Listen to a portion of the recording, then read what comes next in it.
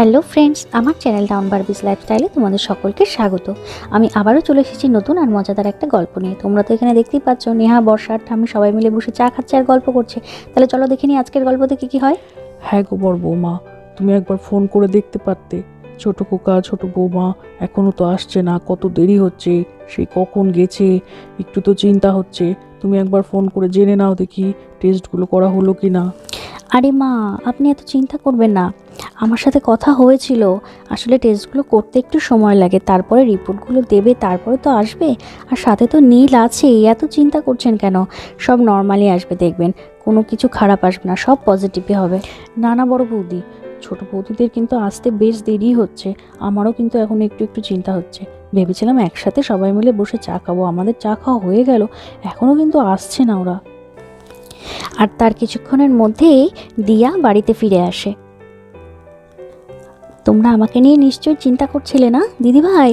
আমি চলে এসেছি গো বাড়িতে। আর এই তো দিয়া চলে এসেছে। কিরে, এত দেরি হলো? তোকে ভাবছিলাম এক্ষুনি ফোন করব। আরে রিপোর্টটা তো বল, কি হলো?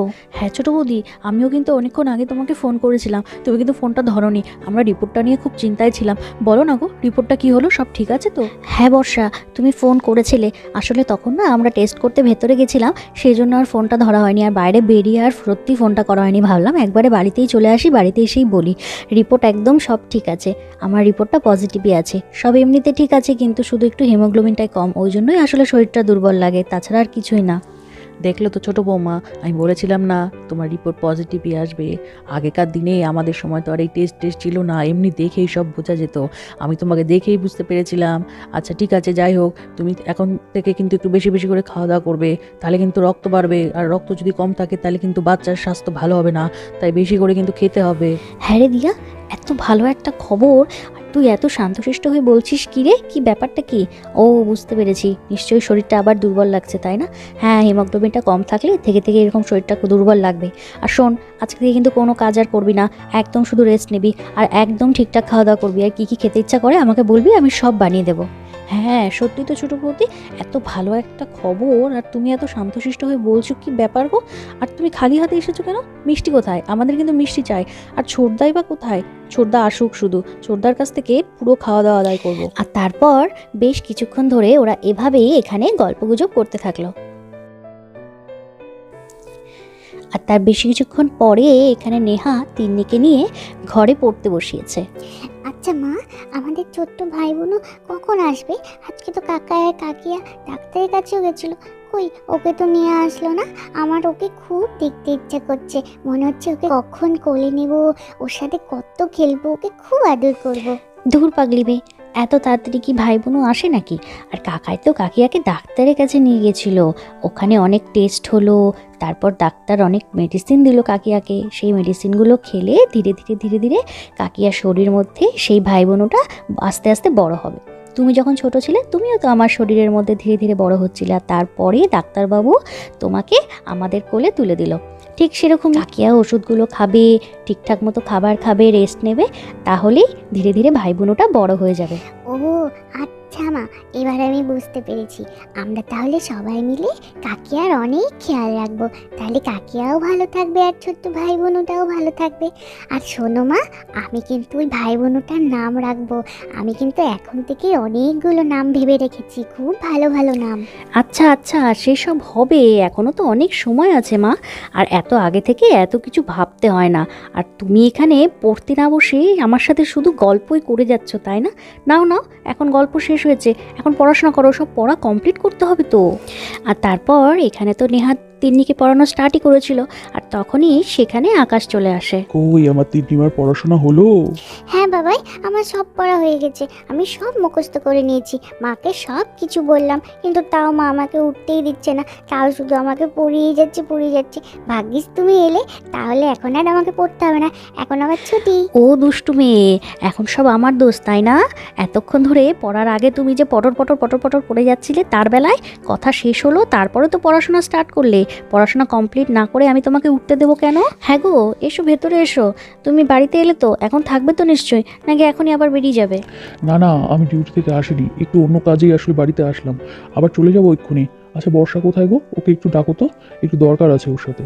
বর্ষা বর্ষা তো কিছুক্ষণ আগে এখানেই ছিল, আমরা তো সবাই একসাথে গল্পই করছিলাম, এখন মনে হয় ও ঘরে চলে গেছে। আচ্ছা কেন, কি হয়েছে গো, ওর খোঁজ করছো কেন? না না, কি আবার হবে?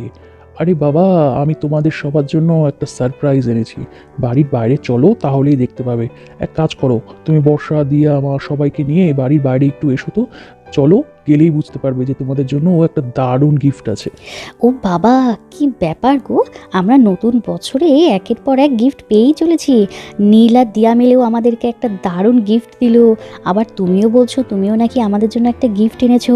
আমি তো ভেবেই পাচ্ছি না। এই তিন্নি, চলো দেখি বাইরে যাই, বাবা নাকি আমাদের সবার জন্য একটা দারুণ সারপ্রাইজ এনেছে। চলো তো পিপিকে ডেকে নিয়ে আমরা সবাই মিলে বাইরে গিয়ে দেখি আমাদের জন্য কি সারপ্রাইজ এনেছে।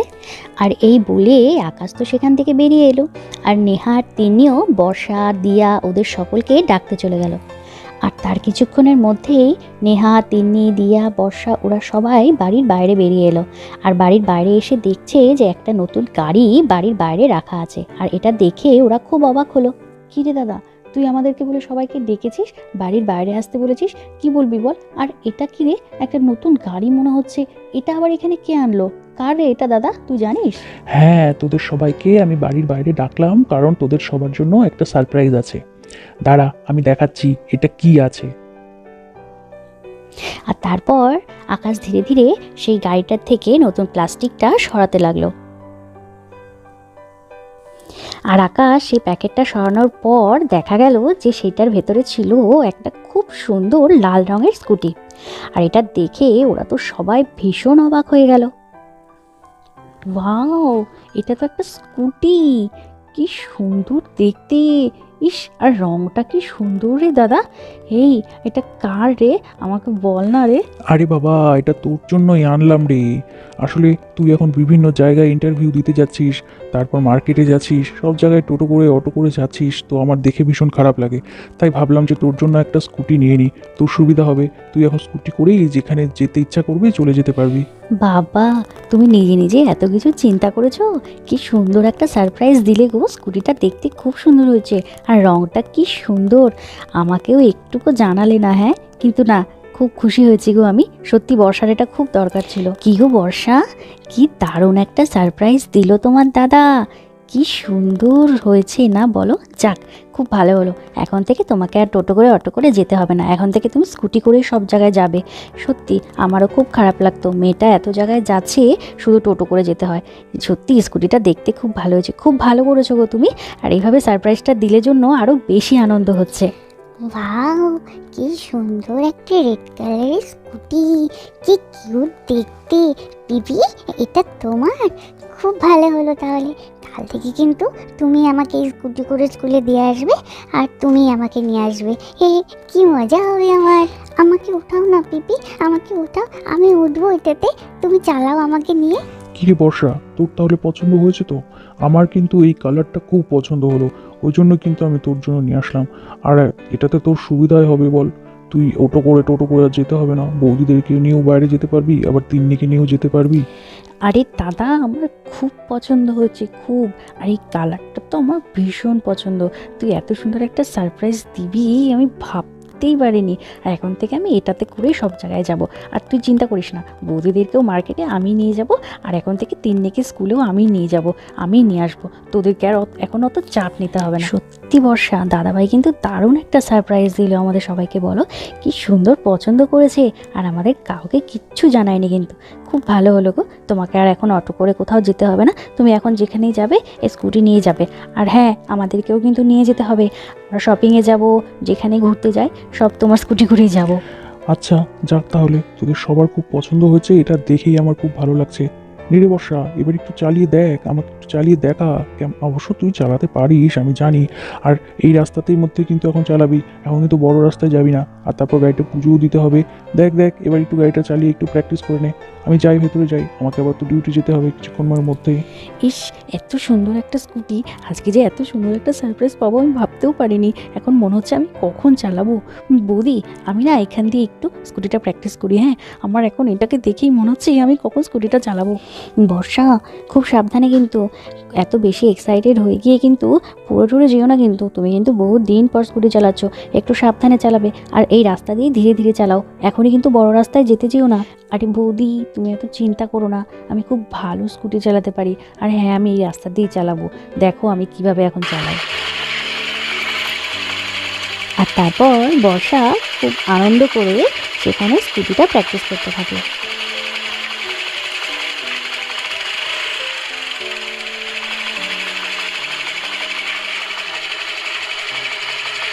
তাহলে বন্ধুরা, আজকের মতো গল্পটা এখানে শেষ করছি। ভিডিওটা ভালো লাগলে কমেন্ট অবশ্যই করে দিও, আর পরবর্তী গল্পগুলো দেখতে হলে চ্যানেলটাকে অবশ্যই সাবস্ক্রাইব করে দিও।